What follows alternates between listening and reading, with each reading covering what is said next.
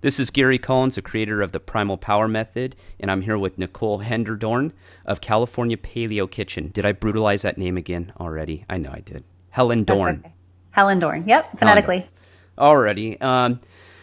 I'd like to have, not everyone's familiar with your background as far as my followers and listeners, so just give a brief, spiel on how you found paleo and what your journey was.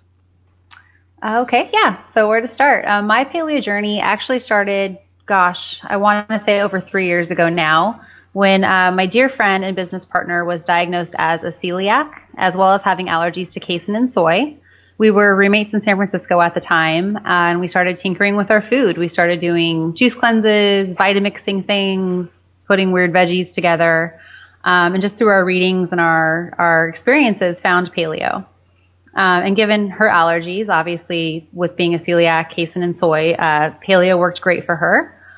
For me, I was struggling to lose at that point, gosh, close to 10 pounds to reach my final goal weight. I was doing a boot camp 4 times a week at 6 a.m. and just not being able to get past that certain plateau. So then at that point for me, paleo was truly a game changer. So at that point, I started cleaning up my diet. I initially did a full 6 weeks of what you would call a Whole30, or just a very strict paleo regimen. And I had tremendous, dramatic results. I lost that last bit of weight. My skin cleared up quite a bit. My hair and nails were stronger. I felt better. I had always had a really intense sweet tooth, and my sugar cravings had pretty much disappeared. So I just noticed all of these tremendous changes right off the bat. So for me, it's since then, it's been no looking back. I would maintain that on a day-to-day basis, I'm about 90% paleo. There are a couple things that I make exceptions for that my body seems to respond to okay. And about a year or so ago, I started coaching people because my friends and family kind of had a lot of questions about what I was doing. I had experienced these dramatic results, and they wanted to know more. So I got a little OCD with it, as I tend to do, and started ripping apart pantries and refrigerators, and just being really strict with my friends, yelling at them to stop eating crap. And just from there, it kind of took off, and it's grown to what is now California Paleo Kitchens, which is full service consulting, coaching, kitchen cleanouts, and grocery delivery. Excellent. Yeah, it's funny. A lot of us have a very similar story in the sense that a lot of issues, health issues we had went away. And I don't know about you, but I was always very physically active and played organized sports for a large part of my life, was in the military, law enforcement, and all that. So I had the exercise stuff down. Matter of fact, I had it too down. I was killing myself. And I could never quite get the results and feel good like I thought I should. And same as you, my skin cleared up. The nasty sinus infections, actually my allergies cleared up, which I had horrific seasonal allergies. I mean, some of the worst known to man. And they went completely away. I mean, I literally have no allergies anymore. If it is, it's very specific like to cats, but it's not as bad. So I Right. think that's an interesting story that we all kind of find the same journey and kind of the same results. And once we find it, we go, gosh, this is great. I need to share this with people and show them the way. And we all take our own path and do it a little differently. So with your company, with California Paleo Kitchen, what would you say makes you a little different from all the rest out there? Besides your great personality and charm. My sparkling personality, thank you. That's exactly it. It is my personality. It's my take on it. It's my personal approach to things. I treat every client differently. I put together customized proposals. I don't have a blanket template that I use. I talk to everyone differently about their circumstances. I can relate to people who are overweight or have been overweight as a child, even though they did play organized sports. I can relate to people who have severe food allergies because I have a lot of people that I'm very close with that have severe food allergies. I can relate to all of them. I come up with customized strategies for them to succeed. And I'm a huge pain in the ass. I pretty much don't let any of them fail ever. So I'm relentless is what makes a difference. Well, and that's good. I agree with you. I'm not a big cookie cutter guy either. Anyone who watches me cook my recipes on videos knows that. I never measure anything, and it drives people bonkers. Right. But that's part of it. That's kind of how I am. I'm all, well, it's different for every person. And if I go off a template, it becomes kind of clinical and very, there's no variation in it. And I'm basically putting everyone through the same system as opposed to getting a baseline and then adapting to what they need. Exactly. Yeah, I agree with you there. I'm not a big fan of the certain testing techniques that, some people put everyone through the exact same thing. And yeah, that's a topic probably for another time there. But it's again, different. How do people do it differently? I don't disagree with it. It's just not for me. Right. It's just how certain practitioners go about it. That's all. Well, right. And it's really about, for me personally, my goal is to empower my clients to be able to carry on successfully on their own. So we go through a lot of exercises where we talk about their day-to-day lives and things that don't have anything to do with food, but maybe impact the way they view food, or, their behaviors that they might not be catching on to. That, they might not realize that they're using a certain food as a crutch, or they have a stress response or something like that. So we talk a lot about circumstantial things, their day-to-day lives, their work-life balance, what's going on with their relationships. And that's where it gets into a little bit of like a life coach territory. As I take all of those things into account when I'm talking with people, and it's really about empowering them to know what healthy feels like for them. And then they are able to make their own choices and carry it out, successfully on their own later. Yeah. Well, and that's where me and you are very, very similar in that regard. And that's what kind of brought me to you to interview you is even though we're similar, everyone has a different approach. You have to do it a different way than me, but there's similarities. And for me, it's the same thing. And people know this about me. It's big. I don't look at it as one facet. To me, it's a lifestyle. And if you're not in it for the lifestyle, I can't help you. This is about not only having a better, healthy lifestyle. It's about being a better person.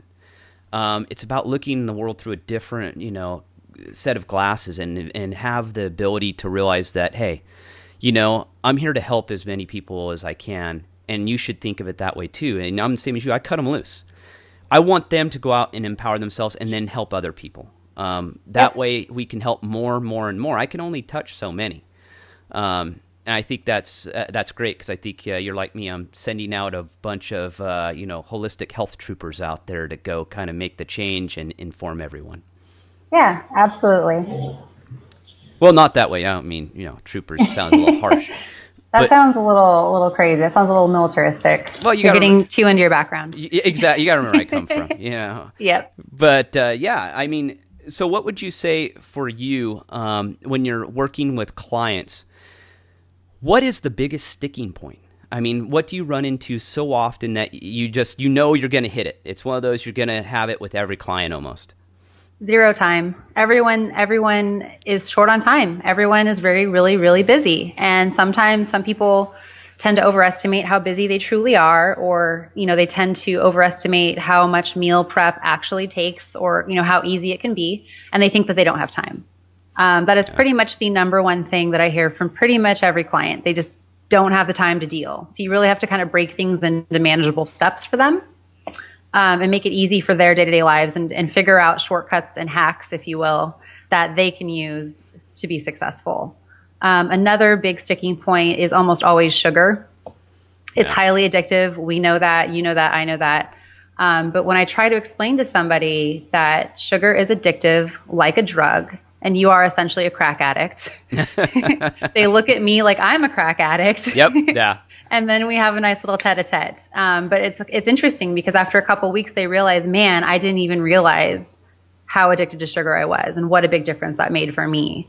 So even if all else fails and they are a super busy person, if I can just get them to break their sugar addiction, I find that is one thing that really is a huge, characteristic of whether or not they'll succeed.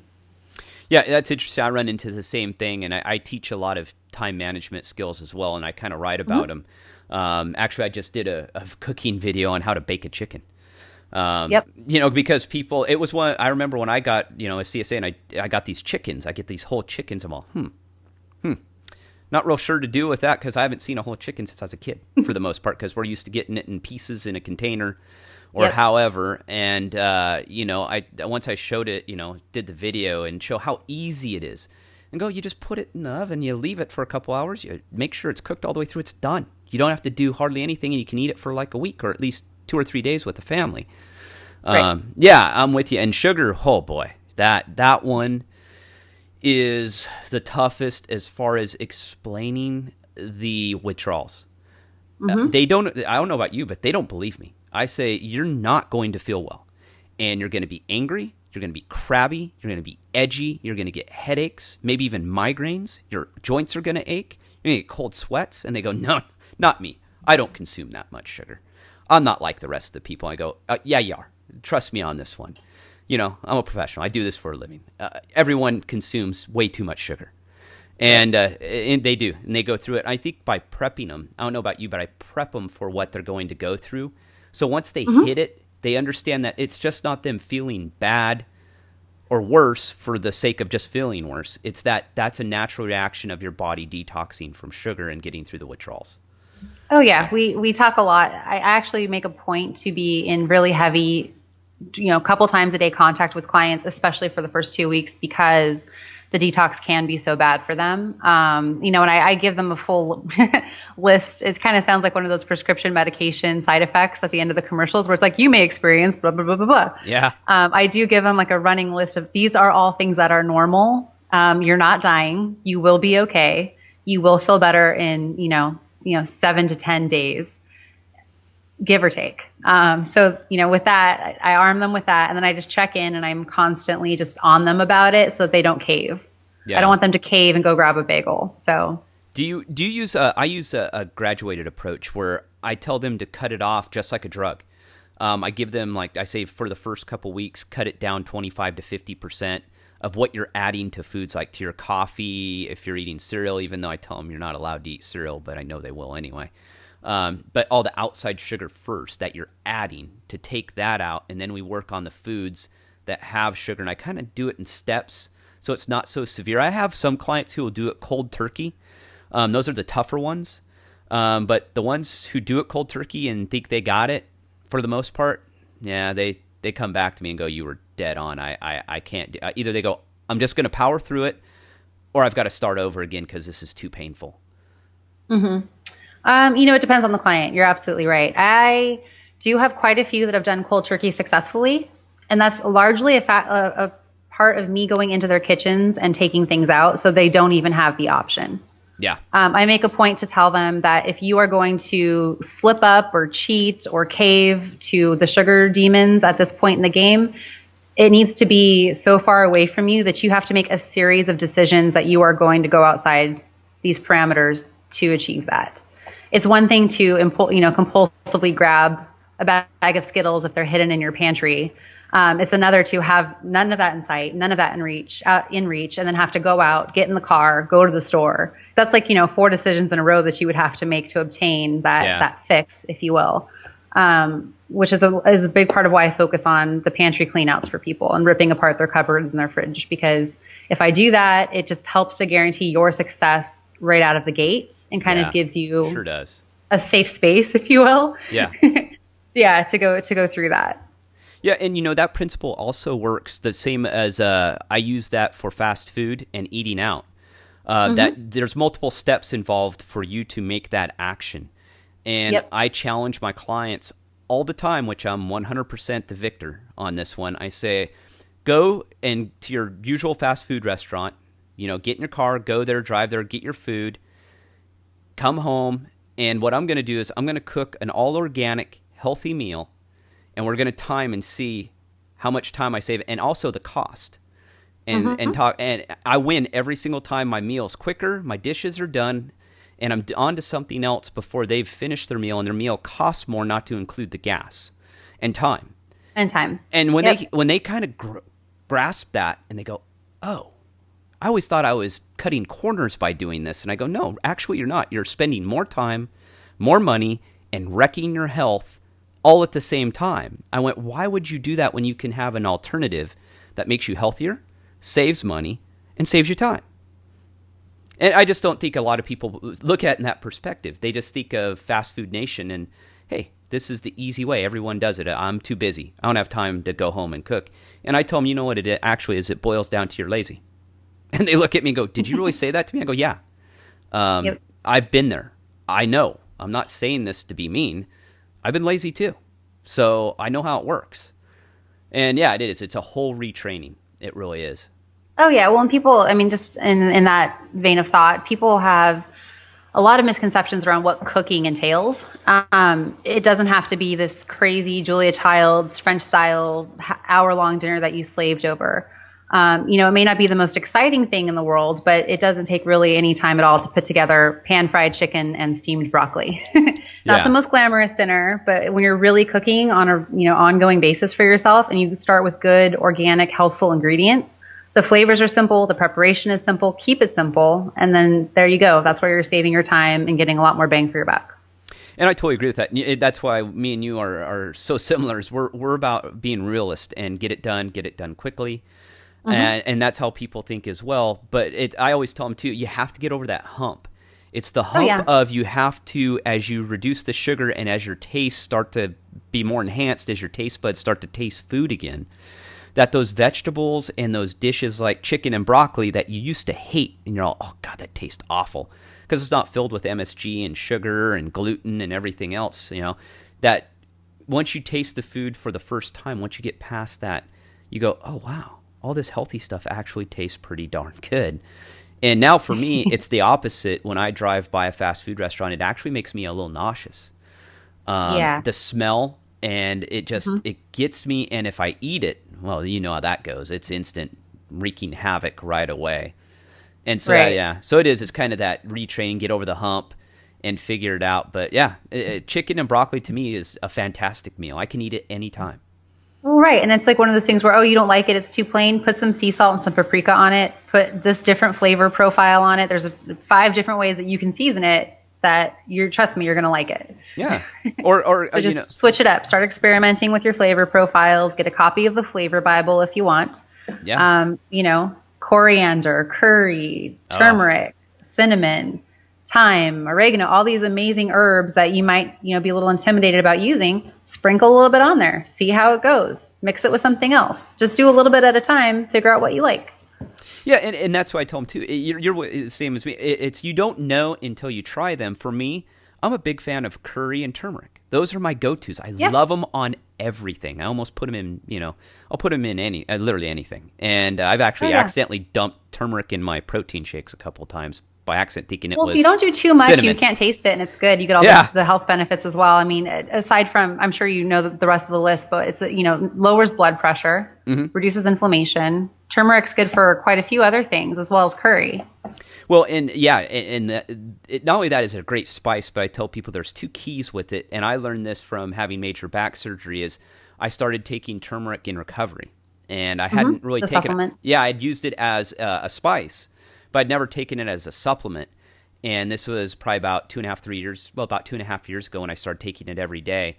And instantly within 10 days, the inflammation was greatly reduced. And not only that, but it's one of the most natural, effective cancer fighter there is, because it's a very strong antioxidant as well. Yep. Anti-inflammatory means antioxidant. I mean, they go hand in hand. That's what antioxidants do. And and that's why I tell people too is, once you get these herbs, and they're not just for taste, but they've been used for thousands of years as natural remedies, cures. And curry came from the fact that food spoilage. And if you put enough spices into a food, because we never had refrigeration, that's a recent, modern phenomenon, that food would tend to go bad or rot. Well, guess what? Those spices actually help to kill the bacteria that could actually give you food poisoning back in the day. That's where all these spices, it wasn't just flavor. It was actually to make the food safer to eat as well. Yep. Yeah. And it can be intimidating. I mean, people think curry, they've only had like it in a heavy Indian style curry. They're intimidated by the color. Yeah. It's going to taste really spicy, or it's going to taste really strong. And once you get kind of people excited about experimenting with little things like that and explain a couple of the benefits, it's amazing. It's amazing what, the difference that one little herb can make, and just a little sprinkle here, a little sprinkle there. Oh, yeah. Taking something as plain as broccoli and chicken and just elevating it to a whole nother level. Yeah, exactly. And curry, I tell people too, I go, it sounds, you're totally right, because I used to be very intimidated by curry until I went to India and actually figured out how they cooked a little bit and ate all the native foods. And what it is, it means, they explain to me, it just means spice. Yeah. That's our interpretation of spice. And I went, that's it. There's no magic to it. And they go, no. I went, oh, no. Okay. Yeah. Well, It that comes makes it sense. comes in a powder form and a paste form. Yeah. They go. It's just it either stands for basically a flavor or spice. That's basically what it means. And I was like, oh, that makes it a lot simpler. And yeah, you can do so many things with curry. And I get it. I get it at Jimbo's. It's an organic, non-irradiated spice, and I use it today. I use it in my eggs sometimes. Curry's a little tricky where you put it, but once you get used to it, you can add it to a lot of different foods. So, Hmm. Yep. no, that's good. Versatile. So, do you have anything in the works coming up that you'd like to share with anyone? Do you have any big plans? Ooh, actually I do, but it might be a little too soon to elaborate much further. But as much as I focus on the customized and personalized coaching, there will be some more options for clients who maybe prefer to be a little bit more do it themselves. Okay. There might be some things popping up on my website in the next few months.